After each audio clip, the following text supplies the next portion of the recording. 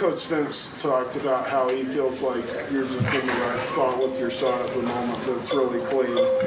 Do you kind of have that same feeling with how you're seeing the hoop and how things are going now? Without seeing the hoop? What do you say? I think the second part? With how you're seeing the hoop and the looks you're getting and everything.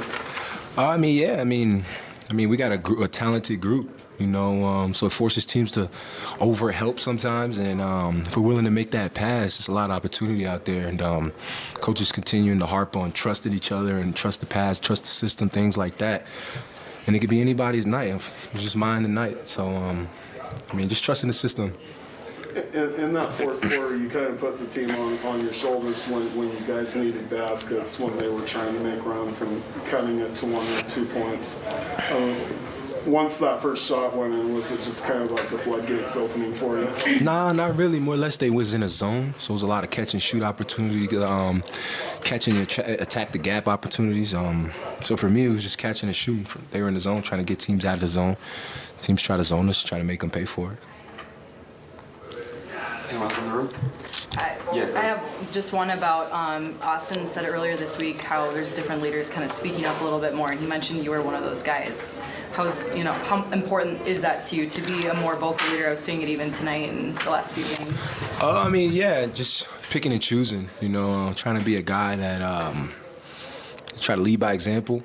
And make it contagious to support one another. I try to do that, and then any words. After that, it's just, a cherry on the top. But for me, just like I said, leading by example is for our group. Honestly, everybody can talk and do things like that. I just try to lead by example and over-support the next guy, and just hopefully guys see that and want to do it as well. So, in the longest road trip of the season, how important was it to start it on this kind of note? Huge. It wasn't perfect. There was a lot of adrenaline for Rudy being back, and that could have took away the main reason why we're here. But he stayed locked in and led as well, and we just followed. We'll go to the Zoom. John, go ahead.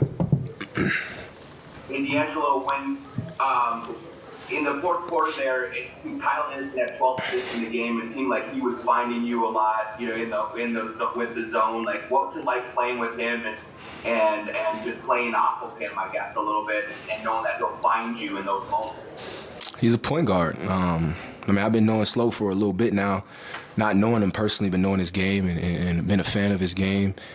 And it's super effective, the things that you don't really see on the scout sheet. So just high praise for him. He's a tall point guard, and it may get misunderstood, but he can play point guard in this league any day, and it's a huge weapon for us. And when you were not hitting shots earlier on in the season and not finding your mark, what was your approach, or how did you kind of just work your way through it to get yourself to a point where really over the last couple of weeks everything looked a lot smoother? Honestly, I had the wrong approach. I was trying to be too focused on being a point guard instead of a basketball player, and switching it up, just my mentality, knowing that there's a lot of opportunity out there for me to just be me instead of overthinking and trying to just point guard the team. That's never really been my thing. I kind of just play basketball freely and have fun, and I pass the ball, so I'm labeled as a point guard. But just being a full all-around basketball player, switching my approach to that versus what it was, and it's been helping me. Jace, go ahead. A lot of those threes tonight, it was catch and shoot within really quick decisions. Is that an emphasis that you try to make, or is it maybe of the ball movement being so good that it just kind of comes naturally? Every night's different. Tonight they were trying to zone us, and I was the guy kind of in the sweet spot to get that catch and shoot opportunity. But also knowing that teams are going to zone us as well, and the sooner we can make those catch and shoot opportunities, it'll get them out the zone. So knowing that's a focus as well.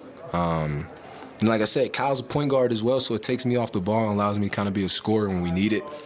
And Coach trusts it. I'm a fan of it, and it helped our team tonight. Just where have you seen the biggest strides come within that zone offense from where it was maybe just a couple weeks ago?